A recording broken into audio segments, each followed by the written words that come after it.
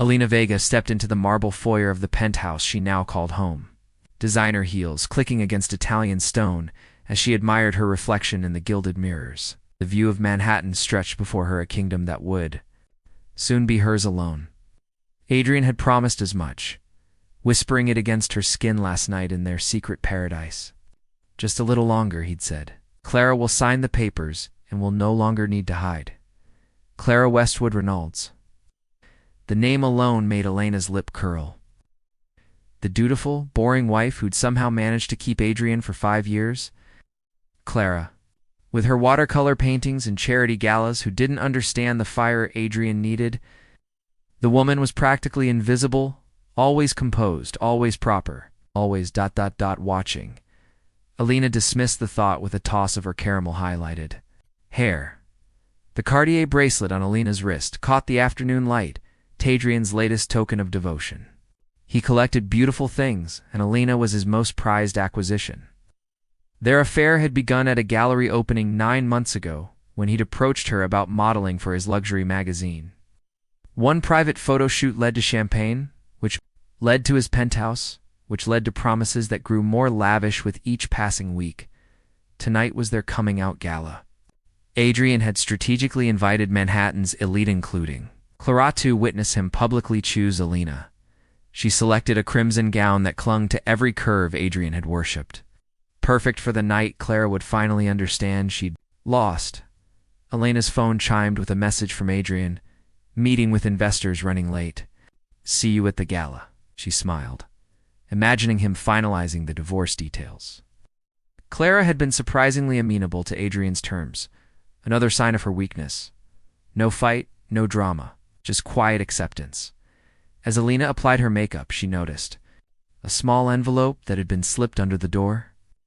Inside was a single key with a note in elegant handwriting. The truth you seek is behind the locked door on the 32nd floor. Come alone, Alina frowned. The 32nd floor housed Adrian's private offices where she'd never been invited. Curiosity prickled at her spine. Was this a trap set by Clara? Or perhaps a surprise from Adrian? She slipped the key into her clutch. After tonight, there would be no more secrets between them. Alina would be the only woman in Adrian's life, the queen to his empire. But some queens, she would soon learn, were their crowns atop heads filled with dangerous delusions. The 32nd floor was eerily silent as Alina stepped from the private elevator, key clutched in her manicured hand. Designer gown rustling against marble, she approached the mahogany door at the end of the hallway. Adrian's personal sanctuary, a place even she had never been permitted to enter. The key slid into the lock with unexpected ease, heart racing.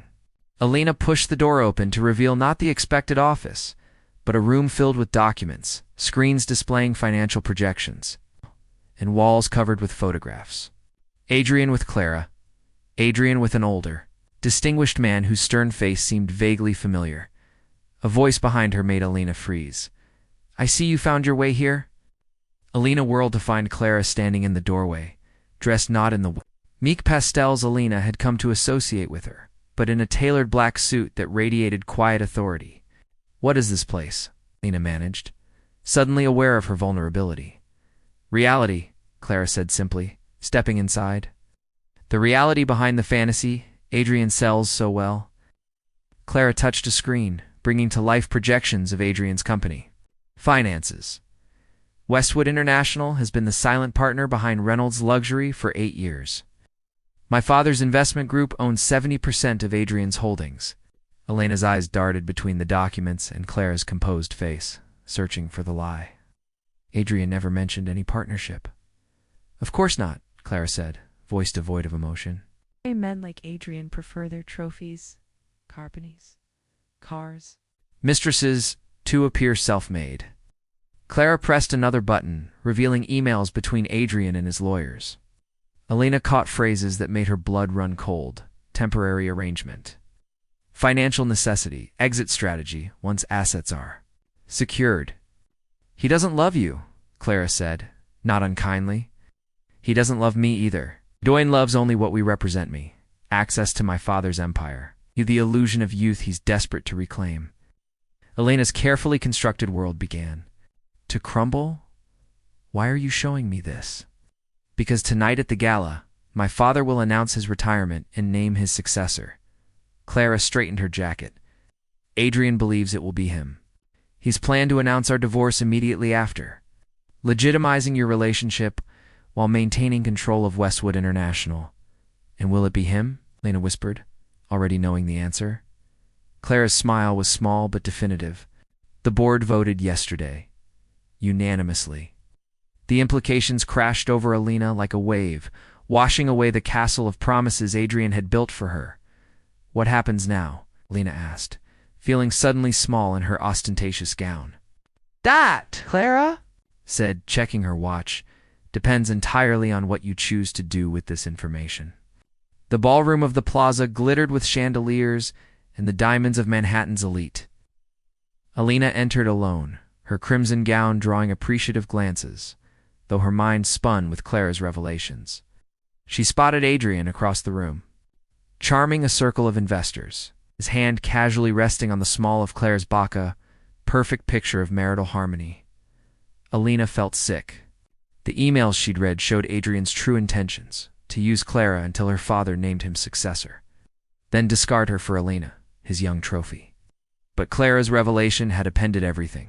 Adrian wasn't the self-made billionaire he claimed. He was a facade maintained by Westwood money. Ms. Vega. The deep voice beside her belonged to the stern-faced man from the photographs, Harold Westwood himself. I believe we're overdue for a conversation. He led her to a private alcove, his authority clearing a path through the crowd. Up close. Alina saw Clara's eyes in his face, perceptive, calculating, and utterly unimpressed. My daughter has a remarkable talent for seeing people clearly, he said, without preamble. She saw through Adrian within months of their marriage, but understood the strategic advantage of maintaining appearances. Why are you telling me this? Lena asked, clutching her champagne. Because you're standing at a crossroads, Miss Vega. Adrian will approach you tonight with a proposition. He'll suggest you disappear temporarily while he secures his position, promising to reunite once the dust settles. Harold's eyes were cold. It will be a lie. Lena watched Adrian across the room, laughing with calculated charm. The man she thought she knew was a carefully constructed illusion. What's the alternative? Shh. Harold handed her a business card. I recognize ambition, Ms. Vega. Unlike my son-in-law, I respect it. Come see me Monday if you're interested. In a position where your talents might be better appreciated. Before Elena could respond, the room quieted as Harold was called to the podium. Adrian moved to the front, confident smile in place. Clara stood slightly apart, composed and knowing. After 40 years leading Westwood International, Harold announced, I'm pleased to name my successor. The pause lasted only seconds, but Alina saw Adrian's body language shift, preparing to step forward. My daughter Clara Westwoods Reynolds will assume the role of CEO, effective immediately. The room erupted in applause. Adrian's face froze in a mask of shock and building rage. Yes. His eyes found Elena's across the room, a desperate plea in them. In that moment, Lena understood exactly what kind of man she had given herself to and precisely what kind of woman she had underestimated. The following week unfolded like a luxury yacht sinking in slow motion. Alina watched from careful distance as Adrian's carefully constructed world disintegrated. Clara's ascension to CEO had triggered a series of precisely orchestrated business. Maneuvers, loans called in, contracts reviewed. Partnerships dissolved. From her new apartment paid for with the first check from her position at Westwood, International's marketing division Alina observed the financial pages chronicling Adrian's downfall. His access to Westwood capital had been immediately severed. Without that lifeline, Reynolds' luxury was exposed as the hollow shell it had always been. Elena's phone lit up constantly with Adrian's desperate messages, alternating between declarations of love and thinly veiled threats. She'd seen his true face now, and there was no unseeing it. On Friday morning, she met Clara for coffee at a discreet cafe in Tribeca. Clara's suggestion, delivered through her assistant. Why did you hire me? Alina asked as Clara slid into the seat opposite her. After everything, ... Clara stirred her Americano thoughtfully.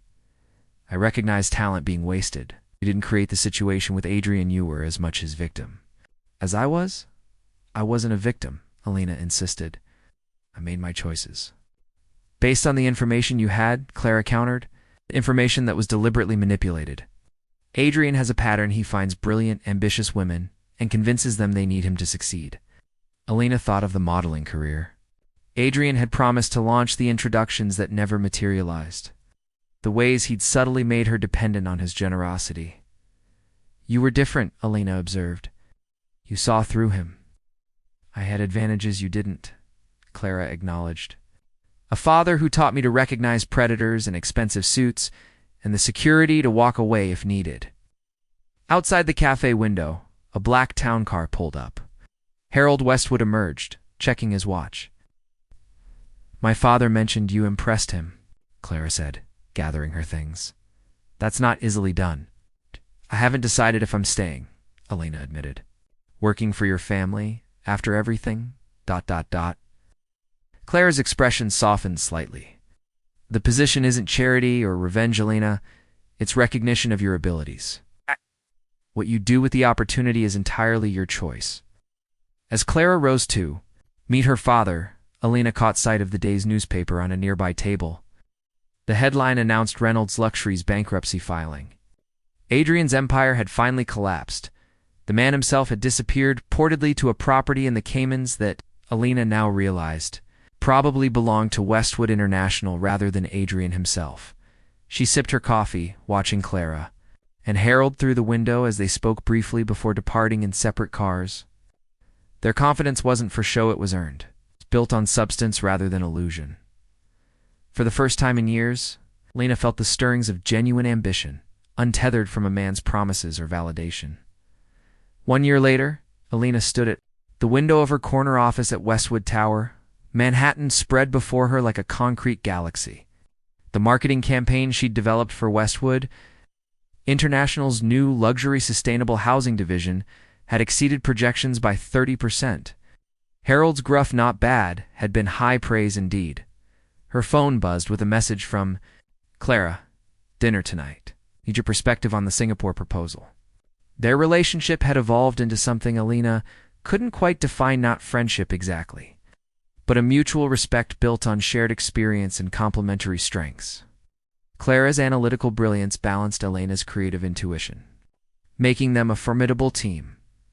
Alina typed back her acceptance, just as her assistant announced an unexpected visitor. She turned to find a weathered version of Adrian in her doorway, his once immaculate appearance now showing signs of strain. You're a difficult woman to reach, he said, attempting his old charming smile. That's intentional, Alina replied coolly. How did you get past security? I still have some connections.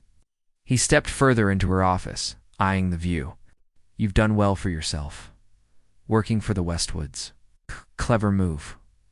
What do you want, Adrian? A second chance? He spread his hands in a gesture of openness. I've been doing some soul searching in my time away. I realize now what I lost. We could have had. Lena studied the man she once thought she loved. His words were as polished as ever, but now she could see the calculation behind them. I'm meeting with investors next week, he continued when she remained silent. A new venture. I'm exclusive, with your marketing genius and my connections. Your connections? Alina raised an eyebrow. The ones that abandoned you when Westwood pulled out? Adrian's expression hardened momentarily before smoothing back into practiced sincerity. People have short memories in this business. We could rebuild together. No more hiding, no more lies. Alina walked to her desk, touching the small golden key she kept as a reminder, the key that had opened her eyes to truth a year ago. There's something you never understood, Adrian, she said quietly. About Clara, about me, about yourself. That, he asked, impatience creeping into his tone. Some doors, once unlocked, can never be closed again. She pressed her intercom. Security, please escort Mr. Reynolds from the building. As Adrian was led away, protesting his treatment, Alina returned to the window, across the city, light. Caught on the Westwood International logo atop their flagship building, a simple W that had once represented everything she couldn't have, and now symbolized everything she'd earned on her own terms. Her phone buzzed again, Clara confirming. Their reservation? Elena smiled, gathering her files for the meeting ahead. The door Adrian had opened with his lies had indeed revealed a truth, just not the one he'd intended. That some women aren't prizes to be won, but forces to be reckoned with. And some victories aren't about winning at all, but about finally recognizing your own worth.